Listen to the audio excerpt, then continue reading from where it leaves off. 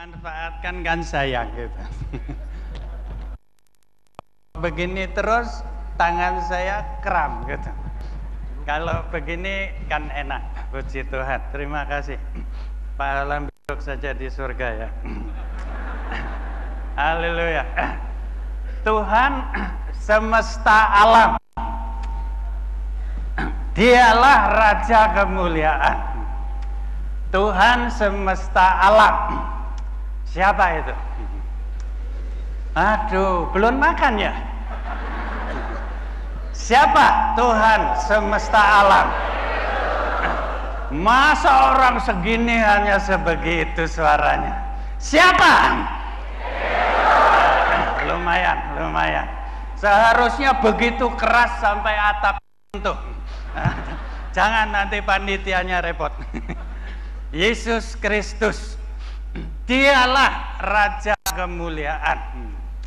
Saudara ingin Indonesia ini mulia? Aduh, lemes sih rek. Aduh, ingin nggak Indonesia mulia ini? Nah, ini dia apa namanya obatnya, kuncinya itu ini. Yesus Kristus ini kuncinya. Haleluya. Mari kita buka firman Tuhan, saudaraku ya. Kisah Rasul-Rasul pertama dahulu, nanti tentu disambung-sambung. Kisah Rasul-Rasul pertama ayat yang ke-8, itu ayat terkenal itu. Ayat untuk zaman kita ini. Kisah Rasul-Rasul pertama ayat yang ke-8. Sudah? Masih terdengar kresek. Wah, itu belum ketemu. Kisah Rasul-Rasul kok angel men. Tetapi kamu akan menerima kuasa kalau Roh Kudus turun ke atas kamu, dan kamu akan menjadi saksiku di Yerusalem dan di seluruh Yudea dan Samaria dan sampai ke ujung bumi. Lagi sekali, tetapi kamu akan menerima kuasa. Bahasa Jawanya kasekten, diberi apa itu? Kesaktian, kasekten, kuasa kalau Roh Kudus turun ke atas kamu, dan kamu akan menjadi saksiku di Yerusalem, dan bukan setelah itu, dan di seluruh Yudea dan Samaria dan sampai ke ujung bumi. Ini firman Allah, saudara, bukan omongan saya ini. Soalnya sekarang sudah dilaksanakan atau belum? Nah, ini dia. Saya ingin menyampaikan sesuatu yang mengena hati saya. Ini mawarnya bagus, cuma mengganggu. Jadi nanti dipasang lagi lah. Gak enak ada di sini. Beberapa minggu yang lalu ini saya nonton TV. Saudara anti TV apa enggak? Nah, ketawa. Harus enggak mau ngomentari. Saya nonton TV. Lain kali saya buktikan di dalam Alkitab ada TV, saudara. Ada. Saya nonton TV, lalu warta berita apa sih namanya itu? Pokoknya warta berita, ada Perdana Menteri Inggris, Margaret Thatcher. Ini katanya wanita besi gitu, julukannya wanita besi, Margaret Thatcher. Lalu Margaret Thatcher ini membuat pidato begitu, Lalu dia katakan tahun 1992 the European Common Market akan gelundung, akan berjalan. Oh, begitu saja kok dikhotbahkan. Loh, bukan begitu saja. Alkitab saya mengajar saya akan timbul suatu binatang. Kitab Wahyu. Kepalanya 7, tanduknya 10. Dan dari antara 10 tanduk ini keluar tanduk kecil. Alkitab saya mengatakan itu antikris, saudara. Margaret Thatcher mengatakan tahun 92 akan berjalan the European Common Market, pasaran bersama Eropa. Saya baca buku-buku di tafsir, pasaran bersama Eropa tidak lama lagi akan menjadi Eropa Serikat. The United States of America ini the United States of Europe. 10 tanduk itu. Menurut Perdana Menteri Inggris 92 tahun 92. Ini tafsir, bisa salah saya.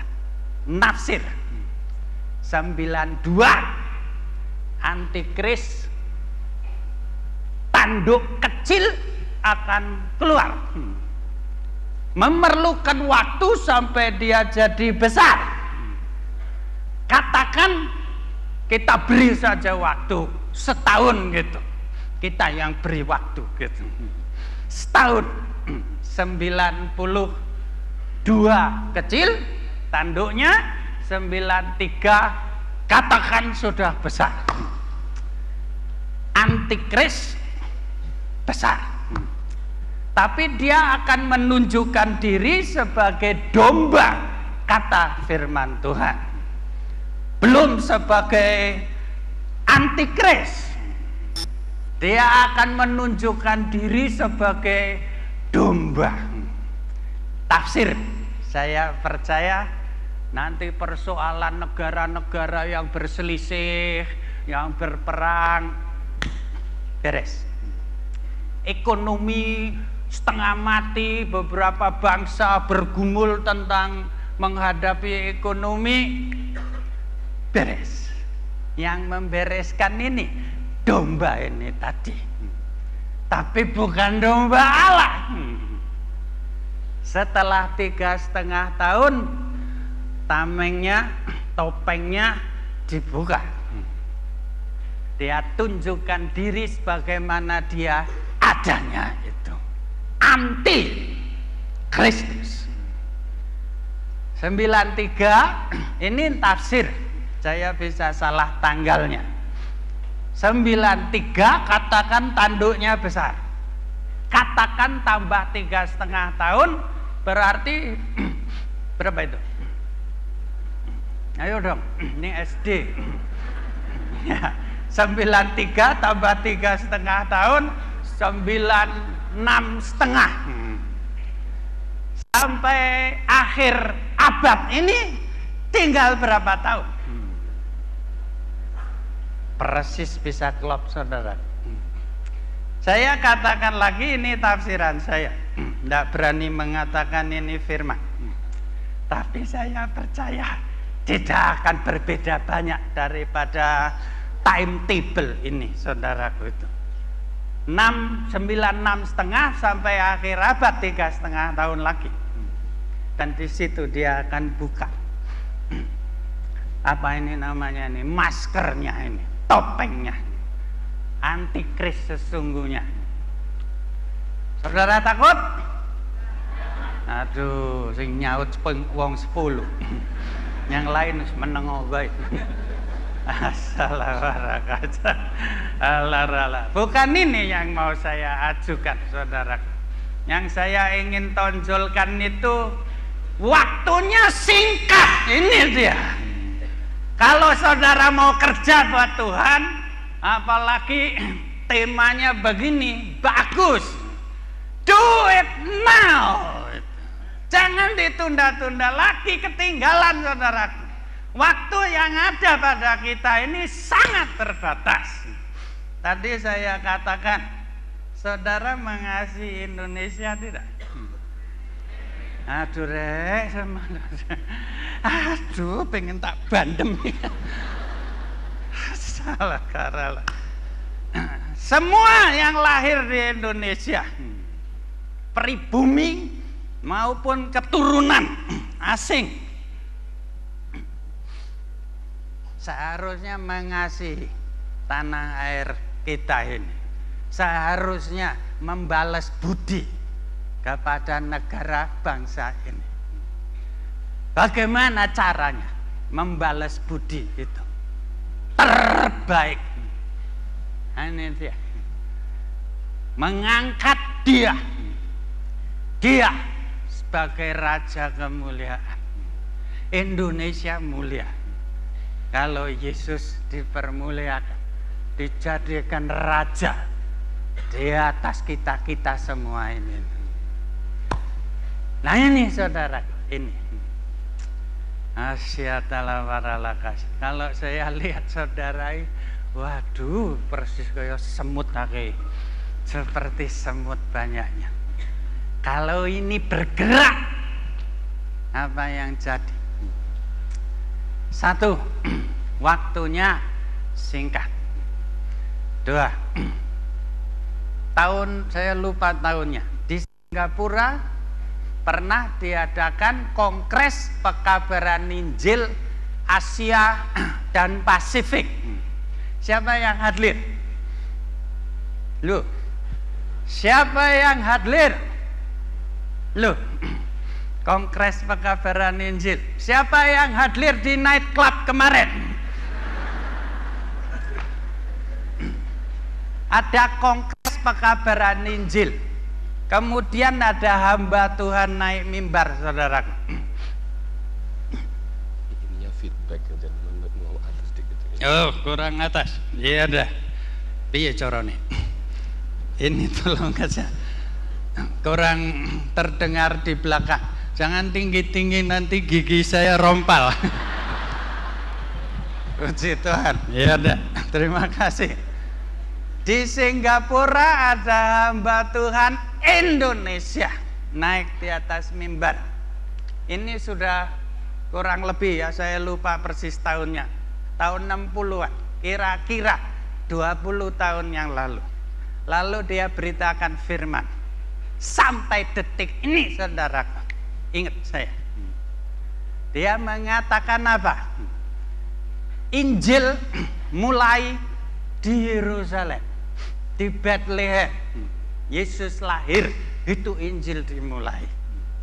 Kemudian dia katakan Injil ini dari timur arahnya ke barat. Lalu dia kupas, saya tidak bisa kutip seluruhnya.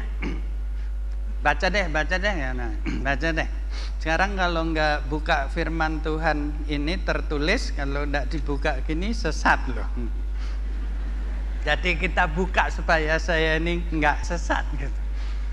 Ditulis begini, Kisah Rasul-Rasul 16. Kisah Rasul-Rasul 16 ayat 5, 6, 7, 8, 9. Baca, Dok. Oh, kurang atas lagi. Ya wes. Kurang tinggi. Haleluya. Puji Tuhan, masih bisa kok. Masih bisa goyang. Kisah Rasul-Rasul 16. Mulai ayat 5 saja. Demikianlah jemaat-jemaat diteguhkan. Satu, diteguhkan dalam iman, bukan dimintain duit terus gitu. Diteguhkan dalam iman, dan makin lama makin bertambah besar jumlahnya, Ini dasarnya. Jemaatnya kuat imannya, tambah besar. Kedua, 6 ayat 6, mereka, ini Rasul Paulus dan kawan-kawan, mereka melintasi tanah Frigia dan tanah Galatia karena Roh Kudus mencegah mereka untuk memberitakan Injil di Asia. Stop dulu. Nah, ketika saya dulu pertama kali mendengar pemberitaan firman ini, Roh Kudus mencegah Rasul besar, Rasul Paulus yang mau ke Asia memberitakan Injil, dicegah. Loh, ini sungguh menyinggung perasaan orang Asia. Masa ada rasul besar mau ke Asia dicegah? Loh, wah, ini kali Tuhan salah ini. Masa dicegah? Ini Rasul Paulus mau ke Asia, katakan Asia di sana. Dia mau ke Asia, Rasul Paulus dan kawan-kawan, ada rohnya Tuhan. Ini mesti beli baru. Kakinya sudah lumpuh. Atau kita doakan saja. Roh Kudus mencegah, tidak boleh ke Asia. Loh, kok begini ya? Nggak mengerti, saudara. Baca lagi. Ayat berapa tadi? 6 ya. Ayat 7 sekarang. Dan setibanya di Misia, mereka mencoba masuk ke daerah Bitinia. Tetapi Roh Yesus tidak mengizinkan mereka. Wah, lah ini sudah terlalu ini. Rasul Paulus mau ke Asia melayani pekabaran Injil. Ini penginjil hebat ini orang ini. Rasul Paulus dicegah. Lalu dia ke arah lain. Rasul Paulus rasul besar, tapi taat, saudara. Dicegah, enggak maksa. Kalau kita sekarang dicegah Roh Kudus kan ya kan, cari jalan gitu. Tapi Paulus tidak, dicegah dia taat. Tapi hatinya, ini tafsir lagi. Hatinya Paulus cinta orang berambut hitam ini. Yang enggak rambut hitam maaf aja ya. Rasul Paulus cinta Asia. Mau ke sana tidak boleh. Dia taat kemari. Hatinya cinta Asia. Dia coba lagi, saudaraku, masuk ke timur, ke arah timur. Alkitab berkata rohnya Yesus mencegah. Wah, 2 kali tersinggung lagi. Wah, ini hampir nggak jadi Kristen saya. Masa 2 kali dicegah? Baca lagi. Mana tadi? 7 ya. 8. Setelah melintasi Misia, mereka sampai di Troas. Jadi 2 kali Rasul Paulus mau ke jurusan timur, ke Asia, tidak boleh. Dia taat, ambil jalan lain, arah lain memberitakan Injil. Sana timur, dia ke jurusan barat. Sampai di suatu kota namanya Troas. Ini pemberitaan hamba Tuhan Indonesia di Singapura itu. Saya ulangi ini. Sampai di Troas, ayat 9 sekarang. Pada malam harinya tampaklah oleh Paulus suatu penglihatan, vision. Ada seorang Makedonia, seorang Masedonia, orang Irian, orang Maluku, orang Timur, orang Toraja, orang Manado, orang Sangir Talaut, orang Batak, nampak seorang Macedonia. Lihat dia. Saudara pernah mendapat penglihatan enggak? Tuh, enggak ada yang nyaut. Saya berani jamin semua di sini pernah melihat penglihatan. Tak ajari ya, saudara. Jangan makan 3 hari. Lalu tidur, nanti pasti lihat penglihatan. Ayam goreng mbok brek.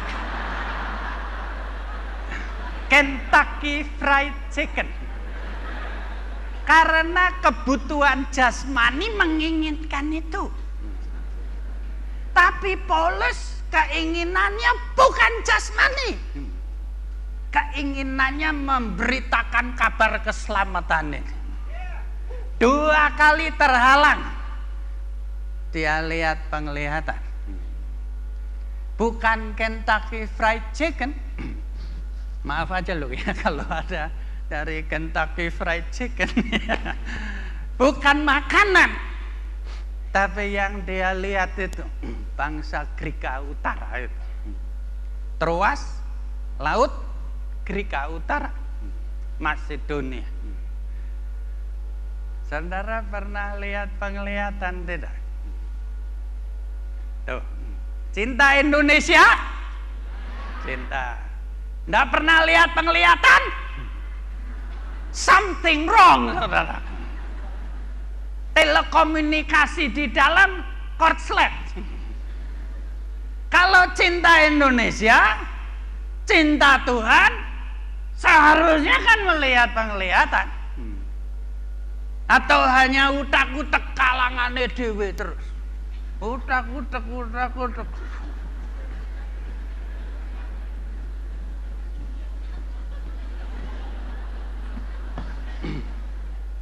Ini yang terjadi, saudara. Ini terjadi.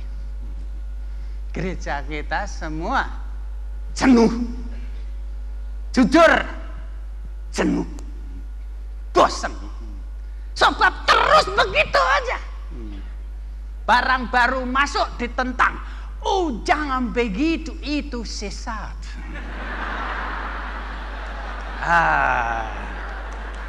Ada orang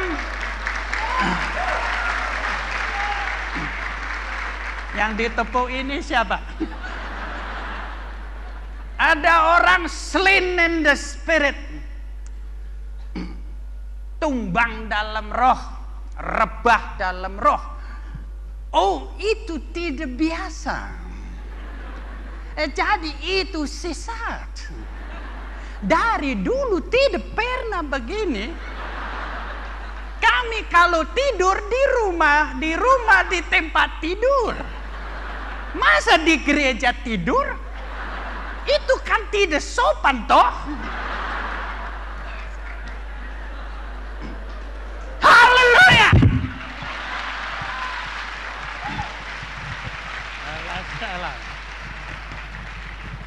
Saudara catat dah. Larangan. Larang saja. Saudara berhadapan dengan Roh Kudus sendiri. Tidak bisa dilarang. Bahasa lidah itu untuk zaman dahulu.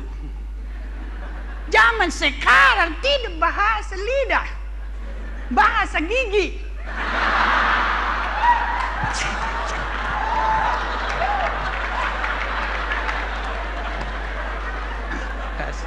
Larangan. Lawan saja.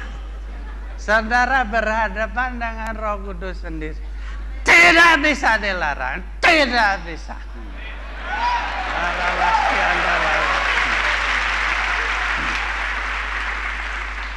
Di seluruh muka bumi, saudara, seluruh muka bumi gejalanya sama. Orang bernubuat, orang berkarunia lidah, ada yang slain in the spirit. Saya dengar kalau slain in the spirit itu tidak boleh ke belakang, ke depan. Ya silakan saja ke depan, nggak apa-apa, masuk sini, baunya enak. Tapi turutilah kemauan Roh Kudus ini. Nggak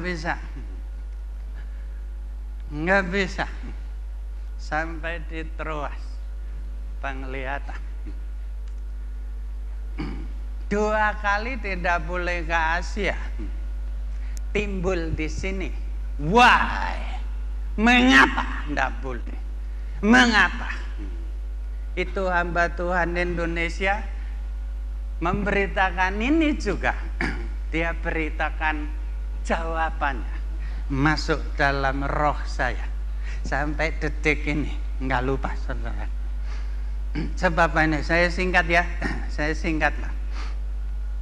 Ketika dia lihat penglihatan orang Masedonia, tidak ditulis bagaimana, tapi dia nyebrang. Paulus masuk Masedonia, tidak ditulis apa dia berenang, crawl, atau schulslah,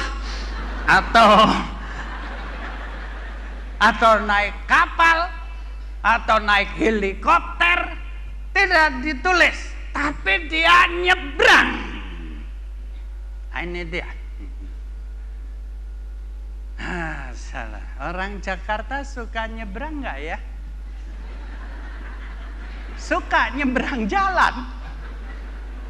Kalau rame lalu lintas, nyebrang jalan.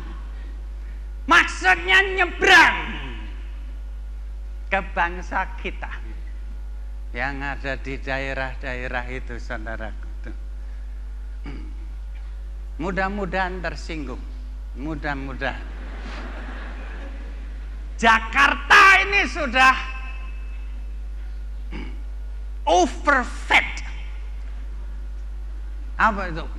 Kebanyakan makan rohani.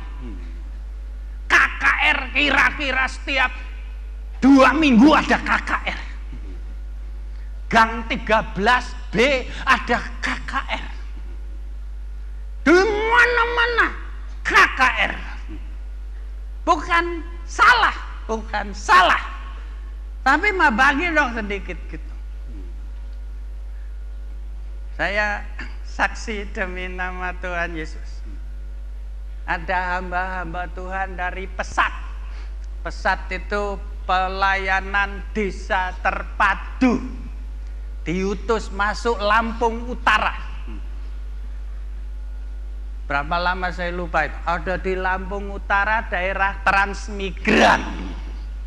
Kira-kira ada 11 orang yang dikirim. Sudah berbulan-bulan di sana. Disebar masuk desa-desa yang perempuan mendirikan TK, taman kanak-kanak. Ngajar TK dengan sasaran memenangkan jiwa. 11 kira-kira, separuh perempuan, yang separuh laki-laki. Masuk, senang. Kita doakan berangkat. Lalu ya tidak tiap hari ada kabar. Satu hari datang orang dari Lampung Utara ini ke Bandung, ini kebetulan ke Bandung. Lalu dia saksi anak-anak kita yang kita utus itu, yang ke Lampung Utara, katanya sudah sebulan makan jengkol. Ini saya saksi tidak mengarang. Kenapa makan jengkol? Meyujen. Tidak ada fulus. Jadi ambil jengkol. Saudara yang senang jengkol siapa di sini? Pesta kan makan jengkol? 2 hari pesta, 4 hari pesta, 6 hari pesta, 10 hari tak, 2 minggu stop, sebulan kira-kira stop betul. Sebulan makan jengkol. Mengapa? Nggak ada duit. Ini hanya saksi. Paulus nyebrang, saudara, daerah Masedonia, daerah asing. Anak-anak kita nyebrang ke Sumatera, masih daerah sendiri. Ngalami aniaya, ngalami kekurangan, tapi mereka berbuat. Kalau pakai bahasa ini, berusaha supaya dialah Raja kemuliaan ini. Ya puji Tuhan, lalu dikirim bukan jengkol begitu. Barang yang bukan jengkol dikirim ke sana. Haleluya. Ini hanya kesaksian. Muga-muga rumongso. Yang nggak bisa bahasa Jawa ya nggak bisa rumongso gitu. Ya. Assalamualaikum. Yang saya ingin tekankan itu, Paulus nyebrang itu. Nah ini yang kurang, saudara. Orang Indonesia, Kristen Indonesia paling senang hari Minggu kebaktian. Duduk paling depan 1 jam lebih 5 menit, lihat jam, oh ini sudah jam sebetulnya. Oh ini pendeta terlalu lama bicara ini.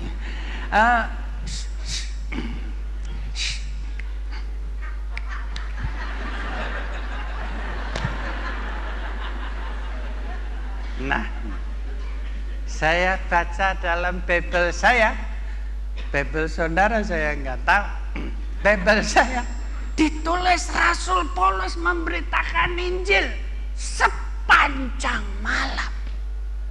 Wah, sepanjang malam. Wah, itu betul-betul tidak bijaksana toh. Sebab 3 jam sudah ngantuk toh. 4 jam, aduh ini melorot. 5 jam, aduh. Ya ini saudara, ya ini dia. Waktunya singkat. Kedua, mesti nyebrang. Ketiga, sejak Paulus nyebrang, ada kegerakan rohani. Di mana dia datang, terjadi kegerakan rohani. Filipi, Tesalonika, Berea ditulis, Athena, Korintus, sampai ke Roma dia dipenjarakan di sana. Tapi di mana dia ke kakinya terjadi kegerakan. Karena ada anak Tuhan taat pada firman. Saudara cinta Tuhan? Kapan? Nyebrang. Sejak Paulus bergerak ke arah barat, terjadi kegerakan. Setelah Paulus meninggalkan dunia ini diteruskan, saudara. Kegerakan itu. Tadi hamba Tuhan Indonesia yang saya sebut menyebut itu dengan the revival torch. Ada estafet. Paulus diberikan pada yang lain. Saya singkat sedikit ya supaya bisa selesai. Sejak itu di mana ada orang yang taat, setelah melihat visi, nyebrang, terjadi kegerakan. Loncat sedikit. Dan arahnya selalu dari timur ke barat. Ada seorang kemarin disebut istilahnya, kemarin ada persekutuan kecil, istilah yang dipakai adalah aneh jujur. Manusia aneh dan jujur. Saudara aneh atau tidak? Loh, nggak tahu dirinya sendiri. Aneh apa tidak? Bible mengatakan kita ini seyogianya a peculiar people. Orang aneh, tapi jujur. kita cari orang aneh dan jujur. Tidak beres, ndak. Rugi om, biar, ndak betul. Aneh tapi jujur. Polis orangnya aneh sekali, jujur. Timbul lagi seorang aneh dan jujur, namanya Martin Luther. Ini ndak nyinggung siapa-siapa, ini sejarah gereja, saudaraku ya. Tuhan beri dia kebenaran-kebenaran tertentu, dia beritakan. Padahal situasi kondisi zaman itu tidak mengizinkan, dia beritakan. Sebentar seluruh dunia mengerti ajaran Martin Luther. Saved by grace through faith. Bible ini yang benar, bukan manusia. Dia beritakan terjadi revival. Terus John Huss revival. Savonarola revival. Aduh saudara. Dan selalu dari